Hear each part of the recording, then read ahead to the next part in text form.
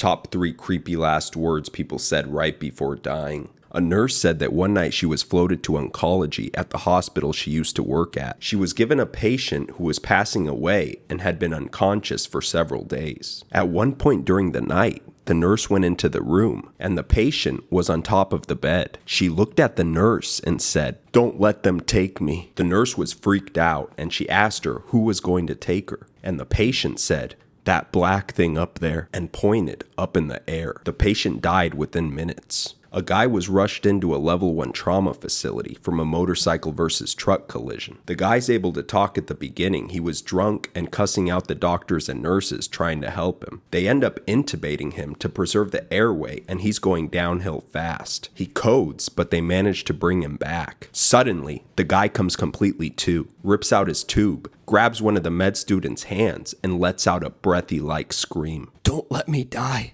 I'm going to hell. Please don't let me die," he said. This freaks out everyone. The guy said he woke up in hell on fire and keeps begging someone to check his feet for burns. Nobody could believe that he pulled out his tube and was talking. Despite everything they did, the guy still died. The doctors and nurses were freaked out about it for weeks. Emma said that when she worked in a nursing home, they had a resident that was unpleasant, to say the least. One day, Emma was on bell duty. It was her responsibility to answer all the bells for 2 hours. And the man rang his bell and told her that there was a black dog under his bed. Emma looked under the bed, but there was nothing there. She thought that he could have possibly seen a dog because it was a hot day and the front door to the home was open. She told him that the dog must have gone out the door before she arrived. He rang the bell again a short time later, insisting that he could see a dog under the bed. Again, Emma couldn't see anything. This carried on. He became quite hysterical on one occasion, shouting that the black dog under his bed was trying to bite him and that it had red eyes. He looked terrified, and Emma couldn't calm him down for ages until the dog disappeared. She handed over what happened to the nurse in charge and went home as it was the end of her shift. The next day, she was on afternoon shift and she found out that the man had died not long after she had gone home. It really freaked her out. Emma said that he was a very unpleasant man and she often wondered if the dog was there to take him away to you know where.